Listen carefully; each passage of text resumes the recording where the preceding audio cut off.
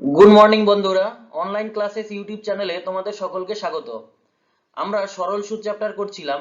এর আগে আমি দুটো পার্ট আপলোড করেছি, যার লিংক তোমরা ডেসক্রিপশন বক্সে পেয়ে যাবে। আজ আমার তৃতীয় পার্ট, আর আজকের পার্টের সাথে সাথে আমার এই চ্যাপ্টারটি শেষ হচ্ছে। ওকে, চলো বন্ধুরা আমরা ভিডিওটি শুরু করি। বন্ধুরা, আজকের আমাদের প্রথম প্রশ্ন কি আছে দেখো। এক ব্যক্তি তার মোট অর্থের 1/3 বার্ষিক 7% সুদে, 1/4 8% সুদে এবং বাকি অংশ 10% সুদে কোনো একটি ব্যাংকে রাখেন, তবে তার বার্ষিক ইনকাম, যদি তার বার্ষিক 561 টাকা হয়, তবে তার মোট অর্থের পরিমাণ কত ছিল? দেখো, 1/3 কত পার্সেন্ট সুদে? 7%। আবার এদিকে কি রাখেন দেখো, 1/4 রাখেন কত পার্সেন্ট সুদে? 8% সুদে। একটা কাজ করো, কি তুমি তার মোট অর্থের পরিমাণ 12 ধরে ফেলো, কারণ এখানে দেখো 3 আছে, এখানে 4 আছে, একটা ভগ্নাংশ আছে, ভগ্নাংশ থেকে আমি একটা পূর্ণ সংখ্যা নিয়ে নেই। তাহলে যদি 4 ধরি, ওকে, সম্পূর্ণ অংশ যদি 4 ধরি, তাহলে 7% সুদে কত টাকা লাগান, তাহলে কত অংশ লাগান? দেখো এইভাবে হবে, 1/3 ইন্টু 12 মানে 4। তো আমি বলতে পারি 4 অংশ তিনি রাখেন 7% সুদে। আচ্ছা, 1/4 এটাকে ইন্টু 12 করলে কত হবে? 3 অংশ রাখেন 8% সুদে, এবং বাকি অংশ দেখো, বাকি অংশ বলে আমার টোটাল কত হয়েছে? 12 অংশ। এখানে পেলাম 4 অংশ, এখানে পেলাম 3 অংশ, 7 অংশ, তাহলে বাকি অংশ কত? 5 অংশ। সেটা কত করেন, কত পার্সেন্ট সুদে রাখেন? সেটা হলো 10%। ওকে, এবার দেখো তার বার্ষিক ইনকাম 561। বার্ষিক ইনকাম মানে অনলি সুদ, নট সুদ আসল। ওকে, যেটা সুদ পাই ব্যাংক থেকে সেটাই তো আমার ইনকাম। দেখো তাহলে আমি কি করছি, যদি 4 অংশ বা ধরো 4 টাকা, এটা আমি আসল ধরলাম পি। ওকে, আর কত? আর রেট অফ ইন্টারেস্ট কত আমি জানি না, সেটা বের করতে হবে। টি সময় কত দিয়েছে দেখো? 1 বছর। সরি, রেট অফ ইন্টারেস্ট জানি আমি 7। সরি, তাহলে রেট অফ ইন্টারেস্ট কত? 7। এটা পি আর টি বাই 100। ওকে, ঠিক আছে। এরকম 3 অংশ থেকে কত টাকা সুদ পান দেখো, পি আর এর মান 8, টি 1/100। এখানে কত দেখো, 5 into rate of interest 10 into T মানে 1/100। ওকে, দেখো এই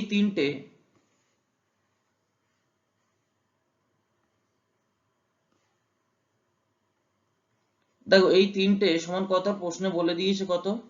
561 টাকা। এটা আমি বোঝাতে পারলাম তোমাদের? তাহলে বাঁ দিকটা কি করো? লসাগু করে দাও। যদি বাঁ দিকটা আমি লসাগু করি, কত আসবে দেখে? 100, 4 7 28 প্লাস 3 8 24 প্লাস কত? 5 10 50 সমান কত? 561। বা এদিকটা কত আসবে দেখো, 24 আর 28 যোগ করলে 52, 52 আর 50 মানে 102, 102/100 সমান 561। বা আমি লিখতে পারি, মানে এটা সমান যদি এত হয়, তাহলে এক এক সমান কত? এক সমান কত হবে? 561/102 ডিভাইডেড বাই 100। ওকে, আমি এবার আমার জায়গা শর্ট আমি সেজন্য এখানে করছি, বাদিকে করছি। ওকে, এই জায়গাটা দেখো, তাহলে 1 ইউনিটের মান কত পেলাম দেখো? 561 বাই কত? 102। এবার এটা উল্টে 100টা উপরে চলে যাবে।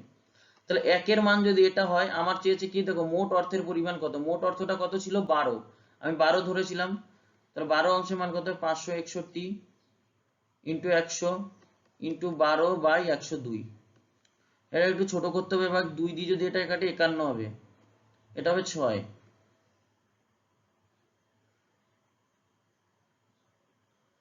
এবার দেখো আমি যদি এটা কাটি, এই 51 দিয়ে এটাকে 11 বার যাবে। ওকে, 11 বার যাচ্ছে দেখো, 51 দিয়ে 561 কে 11 বার। তো উপরে কত আছে দেখো, 6 ইন্টু 11 কত? 66। 6 11 ইন্টু 100 সমান কত হবে? 66, তারপরে দুটো শূন্য। তাহলে 12 ইউনিটের মান কত? এটা। তার মানে আমার 12টা আমি কি ধরেছিলাম? আমি তার সম্পূর্ণ অংশ কত দিয়েছিলাম? 12। তাহলে তার মোট অর্থের পরিমাণ হলো কত? 66, মানে 6600। আমার অ্যান্সার এটা। বোঝাতে পারলাম? আমি এখানে একটু লিখে দিই, ধরি, এই কথাটা লিখলে বেটার হয়। ধরি মোট অর্থের পরিমাণ পরিমাণ সমান 12। ওকে, তারপরে দেখো 12 1/3 মানে কত, 4 অংশ। দেখো এই যে 4 অংশ 7%, সেখান থেকে কত সুদ পাবো সেটা এখানে বের করলাম। আচ্ছা, 12 1/4 মানে কত, 3 অংশ, সেটা 8% ইন্টারেস্টে রাখলে কত টাকা সুদ পাবো এটা। বাকি অংশ কত হয় দেখো, এখানে কত 4, এখানে কত 3, 7, বাকি টোটাল হলো 12, 12 থেকে 7 বিয়োগ দিলে 5, সেটাই 10%, সেখান থেকে সুদ পাবো কত, এটা। তাই এই তিনটে সমানই 561। চলো বন্ধুরা পরের প্রশ্ন দেখে নিই। দেখো বন্ধুরা আমাদের পরের প্রশ্ন কি আছে, একটি নির্দিষ্ট সুদের হারে 6000 টাকা 4 বছরে কত হয় 7200 টাকা। বেশ, তাহলে 4 বছর আমি সুদ পাই কত, দেখো 7200 টাকার থেকে 6000 টাকা বিয়োগ দিয়ে দাও, কত 1200 টাকা। এই 1200 টাকা সুদ পাই কত টাকার উপর, যখন আমার মূলধন 6000 টাকা। কত বছরে, 4 বছরে। তাহলে এখান থেকে আমি সুদের হারটা বের করে ফেলি। কি, আমি জানি আই সমান, আই মানে সুদের টোটাল সুদ, টোটাল সুদ কত 1200 টাকা। I is equal to P R T, P মানে আসল 6000, রেট অফ ইন্টারেস্ট আমি বের করব, টি আমার 4 বাই ফর্মুলার 100। এটা কেটে দাও, 4 দিয়ে যদি এই 12 কে কাটো 3 হয়, তারপরে দুটো শূন্য বসিয়ে দাও, এই 60 এক শূন্য শূন্য কেটে দাও, 6 দিয়ে 30 কে কেটে দাও, 5 হয়। তাহলে আর সমান কত হলো আমার 5। বোঝা গেল, তাহলে সুদের হার কত 5%। এবার দেখো দ্বিতীয় পার্ট আছে আবার, কি যদি সুদের হার 1.5 গুণ হয়, তার মানে সুদের হার এখন কত 5, তার যদি 1.5 গুণ হয় কত হবে, 1.5 ইন্টু 5, তার মানে কত হয় দেখো 7.25, তাই না, 5 15 75, 7.25 গুণ হয়, 7.25 হয়। ওকে, তবে ওই একই টাকা মানে ওই 6000 টাকা, একই টাকা মানে ওই 6000 টাকারই 5 বছরে কত হবে। ওকে, দেখো তাহলে কি হচ্ছে। এবার আবার আমি কি করব, আই সমান বের করব, আই সমান এবার আই বের করব, কি পি মানে কত আমি জানি 6000, রেট অফ ইন্টারেস্ট কত 7.25, টি মানে 5 বছর বলে দিয়েছে 5 বাই কত 100 ফর্মুলার। দেখো এই দুটো কেটে দাও। আচ্ছা, এটাকে তুলে দিলে আমার নিচে 10 100 আসে, এই একটা শূন্য এই একটা শূন্য আমি কেটে দিলাম, 5 দিয়ে 10 কে কেটে দাও 2, 2 দিয়ে এটাকে কেটে দাও 3, তাহলে উপরে কত হচ্ছে 3 ইন্টু 725 মানে 3 সাথে 21, 2175, 2175 হচ্ছে আই। ওকে, দেখো আমার কি দেওয়া আছে, আমার কি চেয়েছে, দেখো আমার চেয়েছে তো হয় 5 বছরে কত হবে, মানে 5 বছর 4 বছরে যদি 7200 হয়, 7200টা কি ছিল, সুদ আসল আমি বলেছি। তাহলে 5 বছরে কত হবে, মানে সুদ আসলে কত হবে, তাহলে আমার তার আসলটা কত, আসল তো ফিক্সড কত 6000 টাকা, আর সুদ পেয়েছি কত 2100, তাহলে সুদ আসলটা কত হবে দেখো 75 1 8, কত 8175। আচ্ছা, এখানে 8175 দেখছি না, আমার একবার আমি দেখে নেই অঙ্কটা ভুল করিনি তো। বন্ধুরা অঙ্ক ঠিকই আছে, আমার উত্তরের অপশনগুলো একটু ভুল হবে। ওকে, তোমরা একটু কারেকশন করে নিও। অ্যান্সার কত হবে 8175। ওকে, চলো পরের প্রশ্ন দেখে নেই। দেখো বন্ধুরা পরের প্রশ্ন কি দেওয়া আছে, এক ব্যক্তি তার মোট ঋণের 40% ঋণ নেন 15% সুদে, 50% নেন 10% বার্ষিক সুদের হারে এবং বাকি অংশ নেন 18% বার্ষিক সুদে। মোটের উপরে তার বার্ষিক সুদের হার কত। দেখো আমি ধরি তার মোট ঋণ নিয়েছিলেন কত 100 টাকা। ওকে, কত 100 টাকা, তাহলে 100 টাকা মোটের উপরে কত 100 টাকা, আমি ঋণের হার ধরলাম r% মোটের উপরে, তাহলে পি এটা হলো আসল, এটা মানে 100 টাকা ধার নিয়েছেন, আর এটা টি মানে কত 1 বছর বাই 100। ওকে, সমান, দেখো আমি কি করছি, দেখো একটু সংক্ষেপে করছি। দেখো 40% ঋণ নেন কত 15% বার্ষিক সুদে, 40% মানে কি, তার যদি টোটাল টাকা 100 হয়, তাহলে 40% 40 টাকা, তাহলে 40 টাকা নেন 15% বার্ষিক সুদে 1 বছরের জন্য বাই 100, প্লাস দেখো 50% নেন 10% সুদে, 50% মানে 50 টাকা, 50 টাকা নেন কত, আর এর মান কত 10% সুদে 1 বছরের জন্য বাই 100, প্লাস কি করেন বাকি অংশ, দেখো কত এখানে 40% হয়ে গেছে, এখানে 50% মানে 90% হয়ে গেছে, বাকি থাকে কত 10%, তাহলে 100 10% কত 10, সেটা নেন কত পার্সেন্ট, দেখো 18% সুদে ইন্টু 1 বাই টি, টি মানে সরি 100। এরপর আমি কি করছি দেখো, সব জায়গা থেকে 100 বাদ দিয়ে দিচ্ছি, কারণ দেখো ডান দিকে যদি আমি এক লাইন বেশি করছি লসাগু করি কত হয় দেখো 100, 100 যদি হয় তাহলে এবার কত হবে দেখো কত 4 15 কত 60 ইন্টু একটা শূন্য বেশি প্লাস 50 ইন্টু 10 500, প্লাস 18 ইন্টু 10 মানে 180, আর এদিকে কত 100r বাই 100। দেখো এই 100 100 বাদ দিয়ে দিলাম, তাহলে বাদ দিকে কত থাকে 100r, ডান দিকে থাকে কত দেখো 600 আর 500 1100, 11 আর 1 1280, 1280 বা আর সমান কত হবে দেখো 1280 বাই কত আছে দেখো 100, এটা কেটে দাও, তাহলে কত থেকে 128 বাই 10 মানে 12.8 লিখতে পারি তো। তাহলে তার মোটের উপর সুদের হার কত 12.8।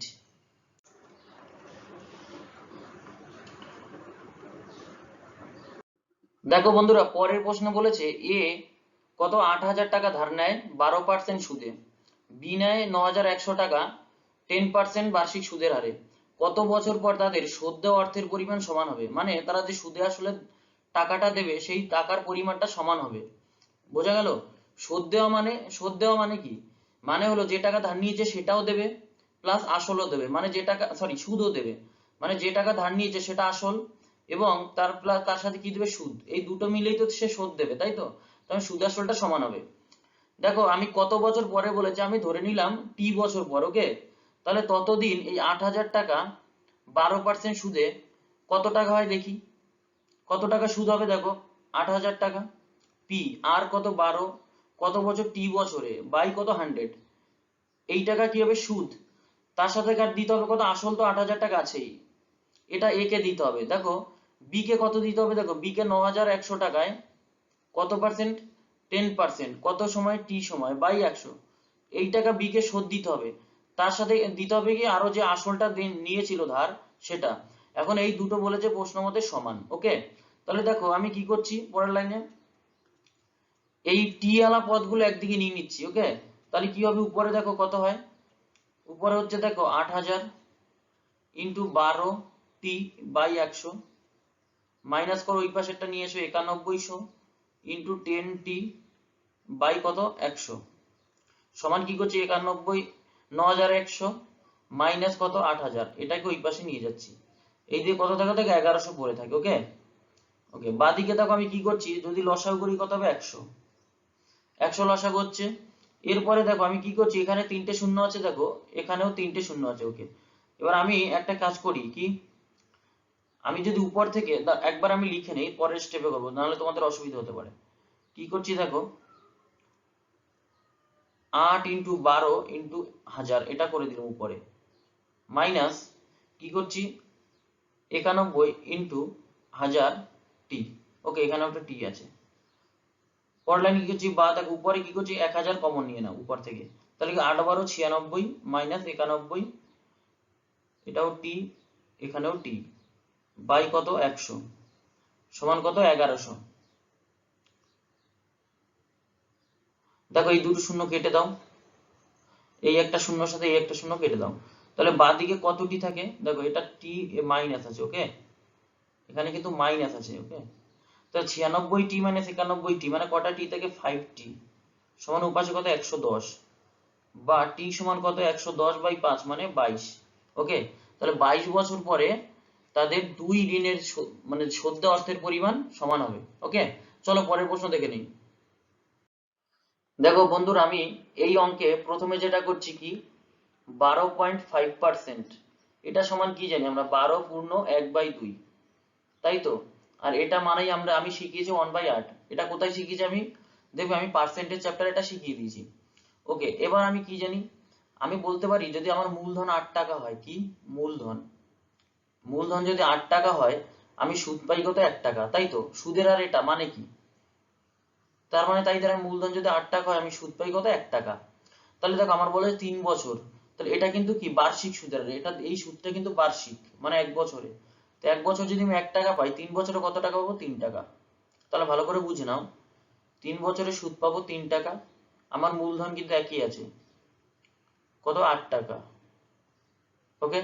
তখন সুদ পাই কত, সরি মূলধন হলো 8 টাকা সুদ পাই 3 টাকা, তাহলে মূলধন অপেক্ষা সুদ কত কম দেখো 5 ইউনিট কম, কত ইউনিট কম 5 ইউনিট কম। প্রশ্নে বলে দেওয়া আছে দেখো প্রাপ্ত সুদ মূলধন অপেক্ষা 3500 টাকা কম, তার মানে এই 5 এর মান কত 3500, তাহলে 1 এর মান কত 1 সমান কত 3500 বাই 5 সমান কত 700। ওকে 700। তাহলে আমার কি যে সুদ, সুদ আমার মোট সুদ কত 3। তাহলে 1 এর মান যদি 700 হয় তাহলে 3 এর মান কত হবে 7 ইনটু 3, 700 ইনটু 3 2100।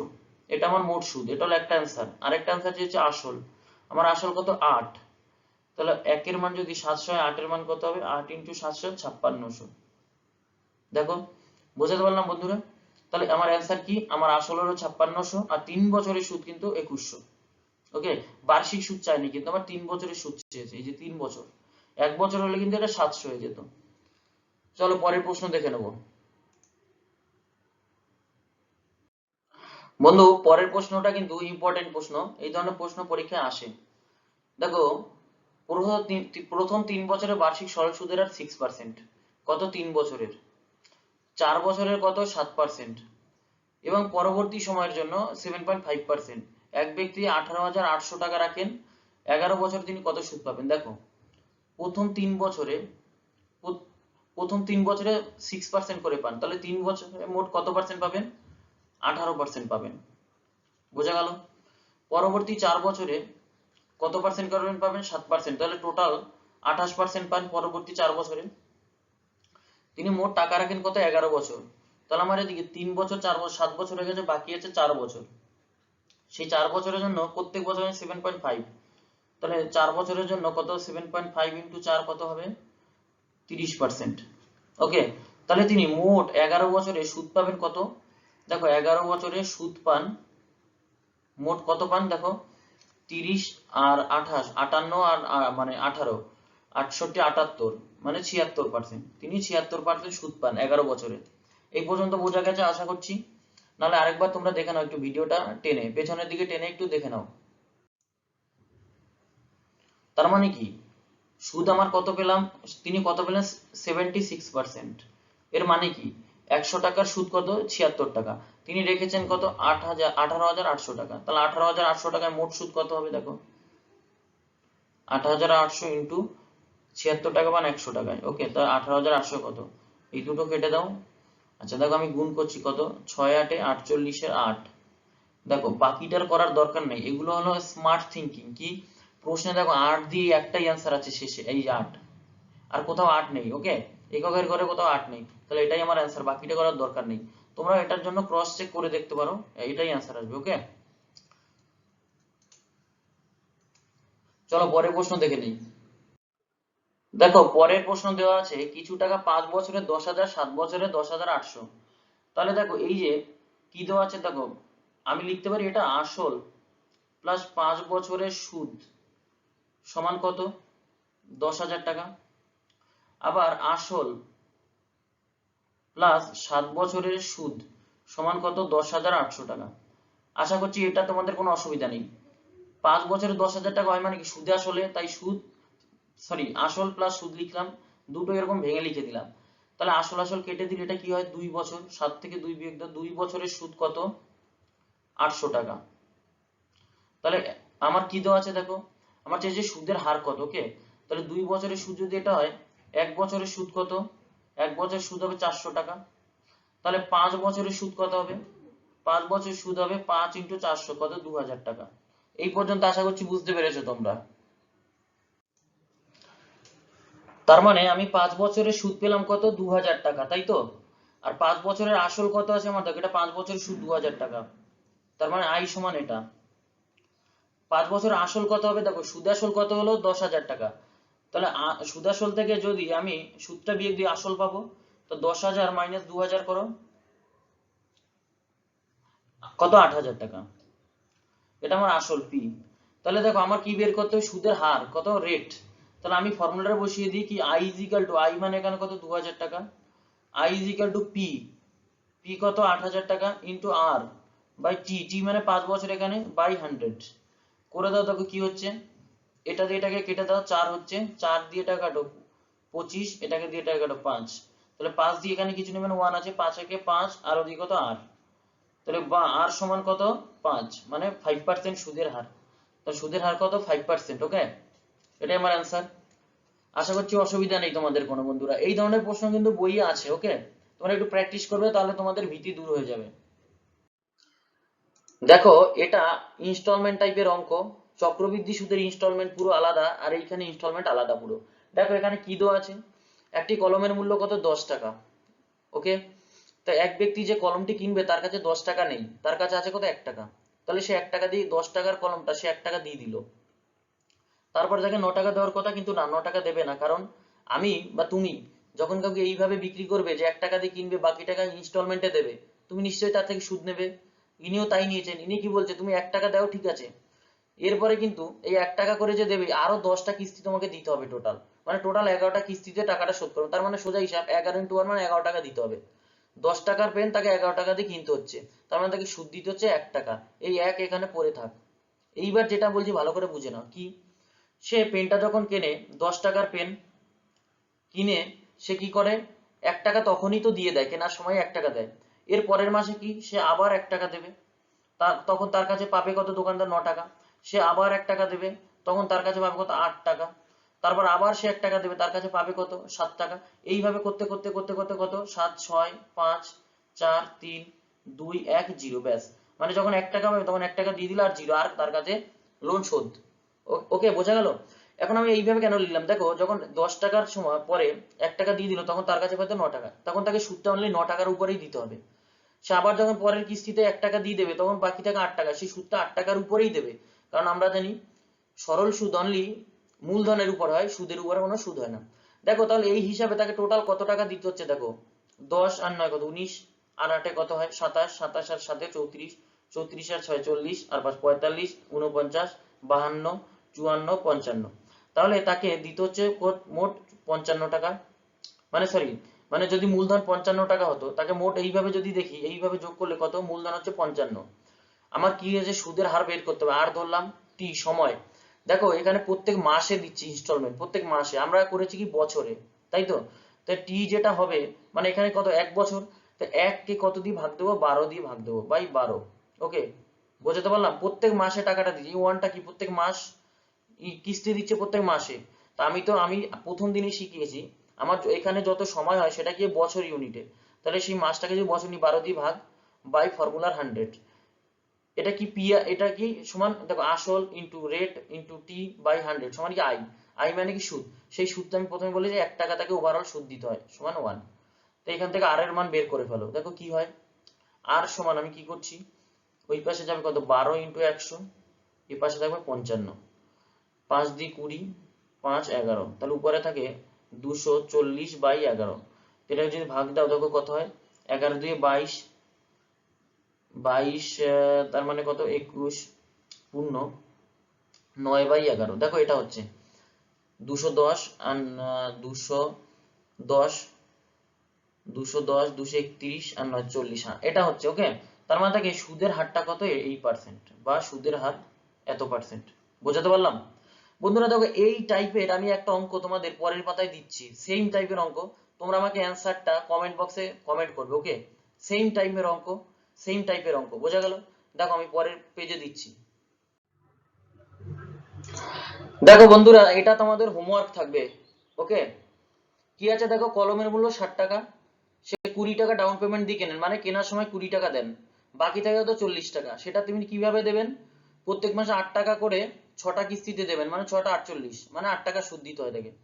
ওকে, তাই কত পার্সেন্ট সুদ দিতে হচ্ছে। এই ডাউন পেমেন্ট হলো, এখন সবকিছুই ডাউন পেমেন্টে বেচা কিনা হয়, বোঝা গেল? যাই হোক, এটা করে তোমরা অ্যান্সারটা আমার কমেন্ট বক্সে কমেন্ট করবে। বন্ধুরা আজকের ভিডিও এই পর্যন্তই থাক, তোমাদের ভিডিওটি দেখার জন্য ধন্যবাদ।